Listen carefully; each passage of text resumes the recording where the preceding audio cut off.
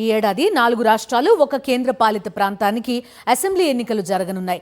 దక్షిణాదిలో కేరళ, తమిళనాడు, పుదుచ్చేరితో పాటు పశ్చిమ బెంగాల్, అసోం ఎలక్షన్స్ కు రెడీ అవుతున్నాయి. అయితే ఎన్నికలు జరగనున్న 4 రాష్ట్రాల్లో కాంగ్రెస్ పరిస్థితి అస్తవ్యస్తంగానే ఉంది. తాజాగా అసోం కాంగ్రెస్ లో అంతర్గత విభేదాలు భగ్గుమన్నాయి. అసెంబ్లీ ఎన్నికలు సమీపిస్తున్న వేళ అసోం కాంగ్రెస్ లో రాజీనామా కలకలం రేపింది. రాష్ట్ర పార్టీ మాజీ అధ్యక్షుడు భూపెన్ కుమార్ బోరా రాజీనామా చేశారు.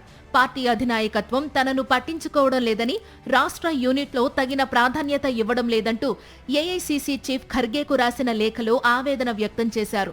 రాజీనామా వార్త బయటకు రాగానే భూపెన్ బోరాకు బీజేపీ ఓపెన్ ఆఫర్ ఇచ్చింది.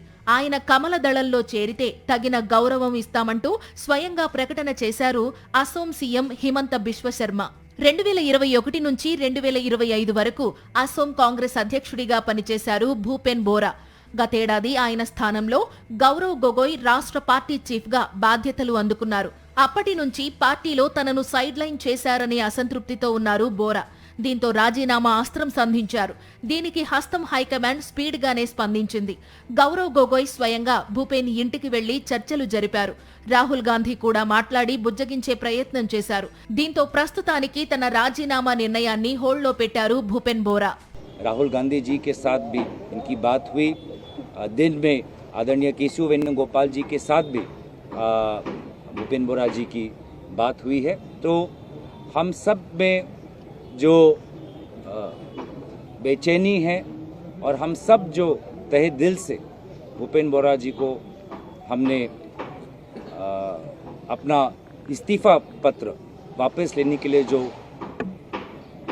पूरे ताकत से हमने बात को रखा है. ఈశాన్య రాష్ట్రం అసోంలోనే కాదు, త్వరలోనే అసెంబ్లీ ఎన్నికలు జరిగే మిగిలిన రాష్ట్రాల్లోనూ కాంగ్రెస్ కష్టకాలమే ఎదుర్కొంటోంది.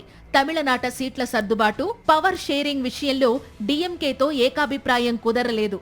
కాంగ్రెస్ కోరుతున్న సీట్లు, పదవులు ఇచ్చేందుకు స్టాలిన్ ససేమిరా అంటున్నారు. అటు కేరళ కాంగ్రెస్ లో అంతర్గత విభేదాలు చాన్నాళ్లుగా చర్చనీయాంశంగా ఉన్నాయి. శశి థరూర్ గొడవ సద్దుమణిగినట్టే కనిపిస్తున్నా తాజాగా మణిశంకర్ అయ్యర్ రాహుల్ గాంధీని టార్గెట్ చేయడం హాట్ టాపిక్ అయింది. కేరళలో వామపక్ష కూటమి హ్యాట్రిక్ విజయం సాధిస్తుందంటూ కాంగ్రెస్ ఓటమిని ఇప్పుడే ఖరారు చేశారు సీనియర్ నేత అయ్యర్. అటు పశ్చిమ బెంగాల్లో కాంగ్రెస్ ఉనికి ఎప్పుడో ప్రశ్నార్థకంగా మారిపోయింది. దీది దగ్గరకు రానివ్వకపోవడంతో సింగిల్ గా పోటీ చేస్తోంది. కేంద్రపాలిత ప్రాంతం పుదుచ్చేరి మాత్రం కాంగ్రెస్ కొత్త వ్యూహం వర్కౌట్ చేయాలని చూస్తోంది.